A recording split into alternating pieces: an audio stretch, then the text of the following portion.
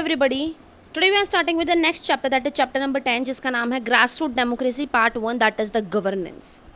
ठीक है, देखो before starting this chapter I am just letting you know, अभी जो चैप्टर्स यहाँ पे इसके 10 to 14 बच रहे हैं, एग्जाम ओरिएंटेड से बहुत सारी कम चीज़ें हैं. So I had come with a new initiative कि जो माइंड मैप्स होते हैं मैं उनके थ्रू आपको पहले ये चीज़ें क्या है समझाऊँ. ओके, और फिर हम यहाँ पे चैप्टर को पढ़ेंगे डिटेलिंग में कि भाई वो है क्या है और क्या नहीं है. बट एज बिफोर स्टार्टिंग यहाँ पे दो चीज़ें इस चैप्टर में बहुत ज़्यादा इंपॉर्टेंट हैं, एंड वो यहाँ पे है डेमोक्रेसी के बारे में. What they are saying here is कि जो वर्ड जो डेमोक्रेसी है ये आपका कहाँ से आया है. ये दो ग्रीक वर्ड से आया है, और वो दोनों के दोनों ग्रीक वर्ड क्या हैं. एक तो है आपका डेमोस और एक आपका यहाँ पे है क्रेटोस. तो डेमोस का मतलब है आपका people and kratos means the rule और the power. So basically the democracy means the rule of the people. तो ये एक इम्पॉर्टेंट चीज़ है यहाँ पे आपके किसी भी स्टेट पीसीएस एग्ज़ाम में, या फिर आपका सीटेट एग्ज़ाम आपका हो, एचटेट आपका यहाँ पे एग्ज़ाम हो, या आपका कोई भी डीएसएसबी का एग्ज़ाम हो, कुछ भी आपका एग्ज़ाम हो यहाँ पे XYZ, उसमें आपसे पूछा जा सकता है कि डेमोक्रेसी आपके कौन से वर्ड से आया है. तो वो ग्रीक वर्ड से आया है. ठीक है, आपको दे देंगे ग्रीक, आपको यहाँ पे ऑप्शन में दे देंगे, आपको यहाँ पे एरिश दे देंगे. ठीक है, आपको और भी यहाँ पे वर्ड दे देंगे यहाँ पे. तो आपको ये ध्यान रखना है कि democracy comes from Greek word demos and Kratos, जिसका मतलब आपका यहाँ पे होता है people and the rule of the power, and basically the democracy means the rule of the people. तो ये एक इंपॉर्टेंट चीज़ इस चैप्टर में बहुत ज़्यादा इंपॉर्टेंट थी with exam point of view, तो इसलिए ये मैंने आपको स्टार्टिंग में पढ़ाया है. दूसरी चीज़ जो इस चैप्टर में बहुत ज़्यादा इंपॉर्टेंट है वो यहाँ पे ये बता रखा है कि जो हमारी इंडियन गवर्नमेंट का जो मोटो है वो क्या है, दैट इज सत्यमेव जयते. क्या है, सत्यमेव जयते, जिसका मतलब यहाँ पे होता है ट्रुथ अलोन ट्रम्प्स. तो एक तो ये चीज़ इंपॉर्टेंट होगी. दूसरी चीज़ हो गई कि सुप्रीम कोर्ट का मोटो क्या है. हमारा गवर्नमेंट का motto is different and supreme court का मोटो इज़ डिफरेंट. तो सुप्रीम कोर्ट का जो मोटो है वो क्या है, यतो धर्मस्ततो जहे, जिसका मतलब यहाँ पे है where there is dharma there is the victory. So this two things are very much important from this chapter, and I hope आप इसको मार्क कर लो, आप नोट डाउन कर लो. एनसीईआरटी से ऐसे आपके नोट्स और इम्पॉर्टेंट रेलिवेंट चीज़ें यहाँ पे बाहर निकाली जाती हैं. ठीक है, तो विद इन द बॉक्स जो भी आपका यहाँ पे गिवन था, जो एग्जाम पॉइंट ऑफ व्यू से इंपॉर्टेंट था, वो मैंने यहाँ पे बता दिया. अब हम यहाँ पे देखेंगे माइंड मैप इसका. भाई मैंने बहुत मेहनत से इसको प्रिपेयर करा है, तो प्लीज़ आप भी अटेंटिव होकर यहाँ पे सुनो. So this is our class 6 SST, as you all know, updated edition है हमारा, and this is the part chapter number 10. Basically governance के बारे में है. तो सबसे पहले आप ये समझो कि भाई गवर्नेंस जो आपकी होती है वो होती क्या है, कि भाई what is the governance. So governance एक आपका ऐसा प्रोसेस होता है जिसमें यहाँ पे क्या है, आपका डिसीजन बनाया जाता है और जिस तरीके से उन डिसीजंस को कैरिड आउट करा जाता है, दैट इज़ द गवर्नेंस. तो ये एक टर्मिनोलॉजी आप कहीं पे भी अपना लिख सकते हो. आपका कोई ऐसे आ गया आपका गवर्नेंस के ऊपर, यू कैन कोट दिस कि भाई गवर्नेंस एक ऐसा प्रोसेस होता है ऑफ डिसीजन मेकिंग, और वो तरीका होता है, वे होता है जिस तरीके से उन डिसीजंस को हम कैरी आउट करते हैं. ठीक है, so it is all about कि हम कैसे मैनेज करेंगे हमारे पब्लिक के रिसोर्सेज को, और कैसे हम लोगों की यहाँ पे प्रॉब्लम्स को सॉल्व करेंगे, वो होता है एक्चुअल में गवर्नेंस. ओके, तो भाई डेमोक्रेसी क्या है. गवर्नेंस हमने यहाँ पे देख लिया कि भाई ठीक है, गवर्नेंस ये होता है एक तरीके से अपने जो भी डिसीजंस हैं, जो भी प्रोसेसेस हमारे हैं, उनको कैरिड आउट करना और लोगों की प्रॉब्लम्स को सॉल्व करना. बट डेमोक्रेसी क्या है, डेमोक्रेसी सिर्फ ये नहीं होता कि आप अपने लीडर को चूज़ कर लो, but it also is about taking part in the decision that affects our life. आप उन डिसीजंस में भी हिस्सा लो. ये नहीं कि आपने लीडर ही चूज़ कर लिया, that's it. No, it's not up till there only. Democracy का मतलब ये भी होता है कि आप जो भी आपके डिसीजंस होते हैं आप उनमें भी हिस्सा लो, जो आपकी लाइफ डेली लाइफ्स में आपको क्या है अफेक्ट करते हैं, दैट इज़ द डेमोक्रेसी. अब यहाँ पे ये होता है कि हमें गवर्नमेंट की ज़रूरत क्यों है. तो ये सारी एक चैप्टर की समरी ही है आपकी, जो कि मैं आपको इस माइंड मैप के थ्रू एक्सप्लेन कर रही हूँ. फिर हम यहाँ पे चैप्टर पढ़ेंगे. ठीक है, सो जस्ट बी पेशेंट, और अगर आपको चैप्टर ही सुनना है लाइन टू लाइन, आप आगे स्किप कर सकते. अब हमें सरकार क्यों चाहिए होती है, ताकि भाई हमारा लॉ एंड ऑर्डर मेंटेन हो सके, हमें वो बेसिक एमिनिटीज़ हमें प्रोवाइड कर सके, जैसे वाटर, इलेक्ट्रिसिटी एंड रोड्स. हमारी कंट्री को वो प्रोटेक्ट करे फ्रॉम एक्सटर्नल थ्रेट्स, और you can say national security के लिए.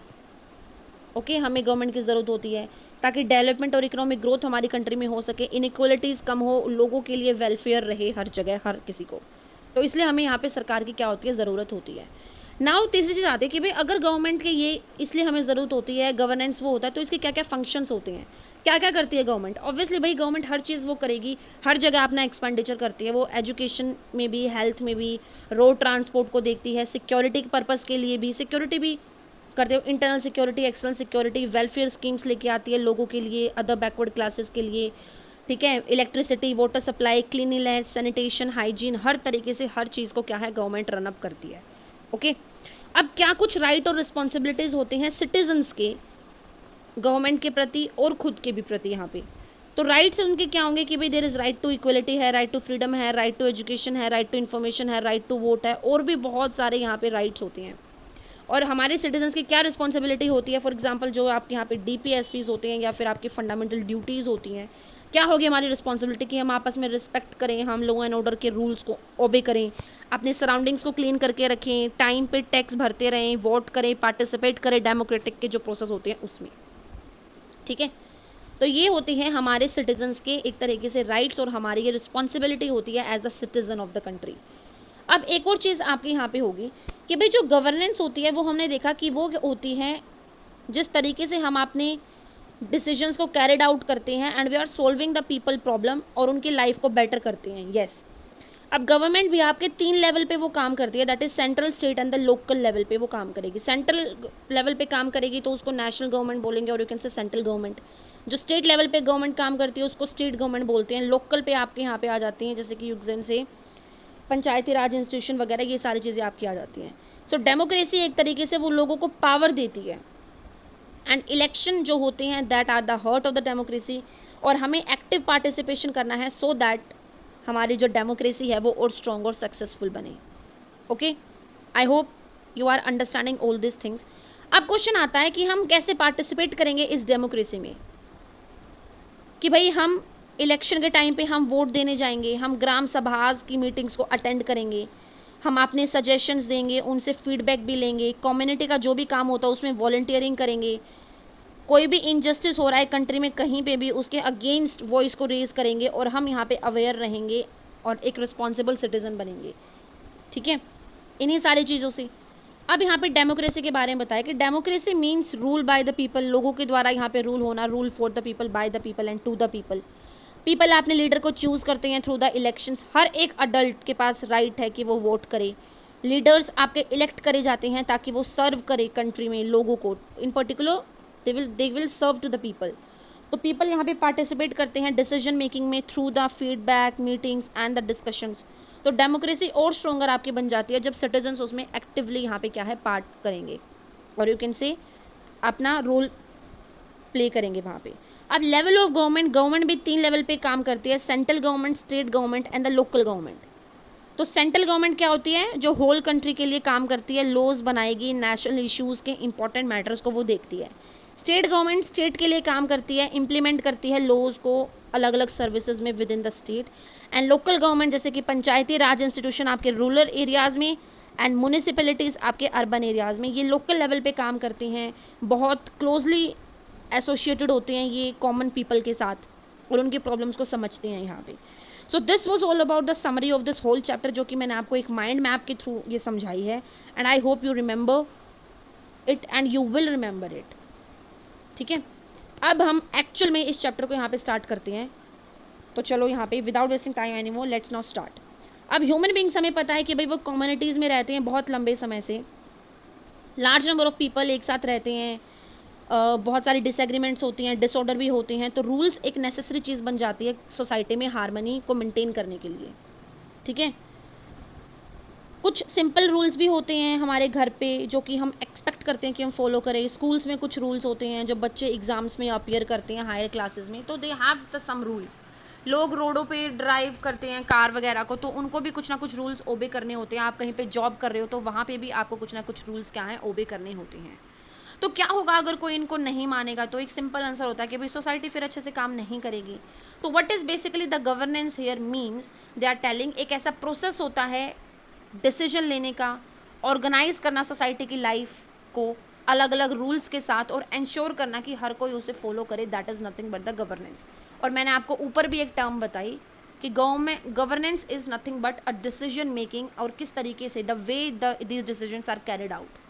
और जो ग्रुप होते हैं इंडिविजुअल्स के, और एक सिस्टम जो ये रूल्स को बनाता है और इंश्योर करता है कि भाई वो फॉलो करे, that is nothing but the government. Okay, और जो कुछ इंपॉर्टेंट रूल्स होते हैं वो क्या बन जाते हैं, यहाँ पे लॉज बन जाते हैं। Okay, I hope the things are getting very much clear now.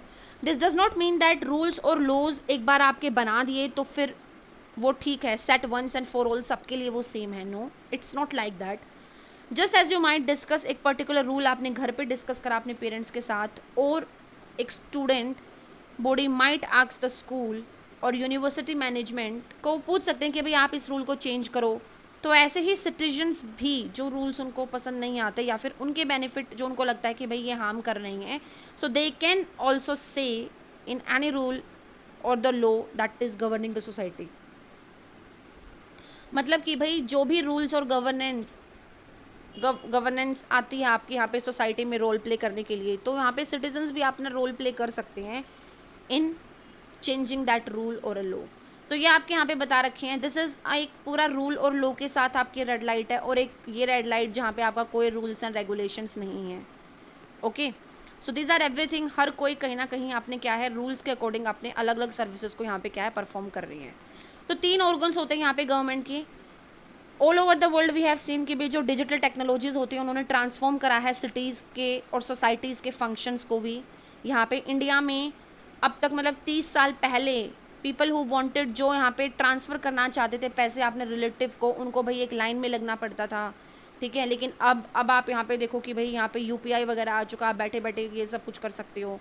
तो यही चीज़ यहाँ पे बता रखी है। And this has also created एक नई क्लास ऑफ क्रिमिनल्स की भी यहाँ पे बनी है। Without even living their desk they are finding the digital way for stealing the people's money. Yes, ये चीज़ें भी आपकी यहाँ पे हो रही है। तो देखो वो ये पॉजिटिव चीज़ें आ रही हैं, तो उसका कुछ ना कुछ तो नेगेटिव होता ही होता है। आपके साइबर थ्रेट्स वगैरह इतने आपके फैल रहे हैं यहाँ पे, साइबर क्राइम्स वगैरह। तो ये कुछ एग्जांपल्स हैं यहाँ पे। दीज आर द 3 ब्रांचेस और the organs of the government, जिस तरीके से वो काम करती हैं। तो पहला है आपका यहाँ पे लेजिस्लेचर। लेजिस्लेचर आपका वो ऑर्गन होता है गवर्नमेंट का जो कि रूल्स को बनाता है, विच मेक्स द लॉ, ठीक है। वो उसको अपडेट करते हैं लॉ को, सम टाइम वो एक्सिस्टिंग लॉज को रिमूव भी यहाँ पे करते हैं, और ये आपका बेसिकली करा जाता है by the people those who are representative in the assembly. Second organ है यहाँ पे एग्जीक्यूटिव। एग्जीक्यूटिव वो ऑर्गन होता है जो इन लॉज को इम्प्लीमेंट करता है उस स्टेट में, उस जगह पे। Okay, and judiciary is the third organ. ये वो सिस्टम होता है आपका यहाँ पे कोर्ट्स का जो डिसाइड करते हैं वेदर किसी ने लॉ को तोड़ा है या फिर नहीं तोड़ा, या फिर क्या कोर्स ऑफ एक्शन लेना चाहिए, या फिर क्या पनिशमेंट आपकी यहाँ पे देनी चाहिए। So these are the 3 different organs of the government. I hope ये आपको समझ में आया होगा। और एक गुड सिस्टम ऑफ गवर्नेंस में आपके ये तीनों ऑर्गन्स आपके अलग रखे जाते हैं। They must be kept separate. ये इंटरेक्ट करेंगे एक साथ काम करेंगे, लेकिन ये होते थोड़े सेपरेट हैं। दैट्स वाई इसको यहाँ पे बोला जाता है सेपरेशन ऑफ पावर्स, कि भाई तीनों का काम अलग है। लेजिस्लेचर लॉज बनाता है, एग्जीक्यूटिव उसको इम्प्लीमेंट करते हैं, एंड जुडिशरी देखता है इन सारे लॉज को, कोई ठीक है नहीं है, किसने क्या करा है, किसने क्या नहीं करा है, ठीक है। तो ये सेपरेशन ऑफ पावर इसलिए यहाँ पे बोला जाता है हमारी कंट्री के पास कि भाई वैसे तो ये आपके अलग हैं, दीज ऑर्गन्स, इनको अलग ही रखना चाहिए, but yes although they interact with each other and they work together so that to provide एक गुड सिस्टम, हमारा चेक एंड बैलेंस का आपस में तीनों के बीच में बना रहे। दिस मीन्स दैट हर एक ऑर्गन गवर्नमेंट का वो चेक करेगा कि भाई दूसरा ऑर्गन क्या कर रहा है, and to restore balance if one organ has act beyond its expected role. तो आपस में चेक भी करते रहते हैं। So these were the 3 organs of the government. अब हम यहाँ पे बात करेंगे 3 लेवल ऑफ द गवर्नमेंट्स के, भाई कौन कौन से 3 लेवल्स होते हैं गवर्नमेंट के। तो गवर्नमेंट आपकी 3 लेवल पे होती है, यहाँ पे इस चार्ट में यहाँ पे बता रखा है, दैट इज सेंट्रल लेवल पे, स्टेट पे और लोकल गवर्नमेंट पे। Central level means at the national level, state government होती है आपकी स्टेट लेवल पे, एंड लोकल गवर्नमेंट आपकी यहाँ पे होती है विलेजेस और इन सारे एरियाज़ में। सो ये नॉर्मल से चीज़ है यहाँ पे। फिर ये जो इंपॉर्टेंट चीज़ थी, डो नॉट मिस आउट का, जो ये सत्यमेव जयते was the motto of the Indian government, and this यतो धर्मस्ततो जय, ये आपका सुप्रीम कोर्ट का मोटो है। ये मैंने आपको in the starting of the chapter में मैंने आपको एक्सप्लेन कर दिया था। सो दिस वॉज हियर। अब आप कहोगे मैम आप स्किप कर रहे हो चीज़ों को, बट यस आप एक बार इसको पढ़ के देखोगे तो there is nothing about these things. बस यहाँ पे तीनों जो लेवल्स है गवर्नमेंट के वो ही यहाँ पे बता रखे हैं, not more than that. Okay, फिर ये एक चार्ट के थ्रू आपका बता दिया कि भाई ऑल इंडिया के लेवल पे देखोगे और स्टेट लेवल पे देखोगे तो जुडिशरी जो होती है ऑल इंडिया लेवल पे there is a supreme court, state level पे आपका हाई कोर्ट होता है। लेजिस्लेचर में आपके नेशनल लेवल पे 2 हाउसेज होते हैं, लोकसभा एंड द राज्यसभा, और स्टेट लेवल पे आपकी यहाँ पे होती है विधानसभा एंड द विधान परिषद जो होता है आपका। ओके, एग्जीक्यूटिव पे अगर आप यहाँ पे देखोगे तो सेंट्रल गवर्नमेंट में एग्जीक्यूटिव कौन होता है आपका, that is led by the president and PM as the executive head होता है पीएम। एंड स्टेट गवर्नमेंट पे आपका यहाँ पे होता है गवर्नर एंड द सीएम। इनके कुछ फंक्शंस और इनके रिस्पॉन्सिबिलिटीज़ होती हैं, main those things I just told you. अब यहाँ पे एपीजे अब्दुल कलाम के बारे में बताया गया है कि he was the 11th president of India and he serve the 11th president from 2002 to 2007। इसको मिसाइल मैन ऑफ इंडिया के नाम से इनको जाना जाता है। ही वॉज बोर्न एक हम्बल फैमिली में पैदा हुए थे रामेश्वरम तमिलनाडु में 1931 में। ये एक बहुत रिनाउंड साइंटिस्ट थे जिनको निक नाम इनका यहाँ पे क्या था, मिसाइल मैन ऑफ इंडिया। इन्होंने बहुत इंपॉर्टेंट रोल प्ले करा इंडियाज़ के डेवलपमेंट के लिए, स्पेस प्रोग्राम्स के लिए, missile programmes and the nuclear capabilities के उसमें। फिर प्रेसिडेंट भी इन्होंने यहाँ पे सर्व करा और इनके हाई स्टेटस के डिस्पाइट ये बहुत डीपली कनेक्टेड थे लोगों के साथ एंड मेनली यूथ के साथ। और इनका जो ये पैशन था कि भाई गुड एजुकेशन होनी चाहिए, अच्छे अच्छे इनोवेशंस होने चाहिए, that had only motivated the youth in his time. तो इसलिए इन्होंने इंस्पायर करा मिलियंस ऑफ द पीपल अपनी ह्यूमिलिटी, अपने डेडिकेशन के साथ और अपने कमिटमेंट के साथ। तो टायरलेसली ये इनक्रेज करते थे यंग इंडियंस को कि तुम बड़े ड्रीम्स रखो, हार्ड वर्क करो अपने गोल्स को अचीव करने के लिए। तो ये कुछ इनकी यहाँ पे थॉट्स थी जो लोगों को यहाँ पे क्या इंस्पायर करती थी कि dream is not that which you see while sleeping, it is something that does not let you sleep. तो सपना वही होता है, वो नहीं होता जो आप सोते वक्त देखते हो, बट सपना वो होता है जो आपको सोने ना दे। अपने मिशन में सक्सीड करने के लिए you must have single minded devotion to your goal. एक बिल्कुल सीधा साधा आपका यहाँ पे ट्रैक होना चाहिए कि आपको क्या अचीव करना है, क्या अचीव नहीं करना है। So this was the democracy, basically it is the representatives of the people. Simple as जो चीज़ आपको बताई गई, बट येस ये एक फाउंडेशन स्टोन है हमारी गवर्नेंस के सिस्टम का जो कि बहुत सारी कंट्रीज अडॉप्ट करती है, that is nothing but the democracy. तो डेमोक्रेसी ग्रीक वर्ड से आया है, that is demos and the Kratos, ये मैंने आपको बता दिया, जिसका मतलब यहाँ पे होता है रूल ऑफ द पीपल। लोगों का अल्टीमेटली यहाँ पे क्या है, रूल होना। If you will read all those things, this a simple story told about the representatives, the member of legislative assembly, the member of the parliament. ये representative होते हैं, तो पीपल इनको वोट करते हैं इन्हीं रिप्रेजेंटेटिव्स को, ताकि वो बने और उस जगह पे हमारी प्रॉब्लम्स, हमारी जो भी इनइक्वलिटीज़ हैं उनको यहाँ पे रिप्रेजेंट करा जाए, सरकार के आगे लाया जाए। ये सारे मेंबर्स लॉज को डिस्कस करते हैं, प्रॉब्लम्स को, सॉल्यूशंस को उस असेंबली में, डायलॉग, डिबेट, कंट्रोवर्सीज के साथ। And like any modern democracy therefore, इसीलिए इंडिया को बोला जाता है India is the representative democracy, because these MLAs or these member of the parliaments are appointed by the people of India, are represented by the people of India. That's why our Indian democracy is the representative democracy. और it is the world's largest democracy भी है हमारी, with almost 970 million voters in 2004 and above 18 have the right to vote in India. We know that. तो यहाँ पे एक बता रखा है नॉर्मल सी चीज़ आपके यहाँ पे, बट फिर अगर हम यहाँ पे देखेंगे कि भाई डायरेक्ट डेमोक्रेसी क्या होती है, where every students opinion was taken, कि भाई हर एक इंसान का जो ओपिनियन होता है वो आपका यहाँ पे लिया जाता है to finalise something. So that is the direct democracy. And the grass root democracy refers to the system जो एनेबल करता है और एनकरेज करता है कि पार्टिसिपेशन हो ऑर्डिनरी लोगों का। Okay, so this was all this in this chapter and thank you everybody for listening till here.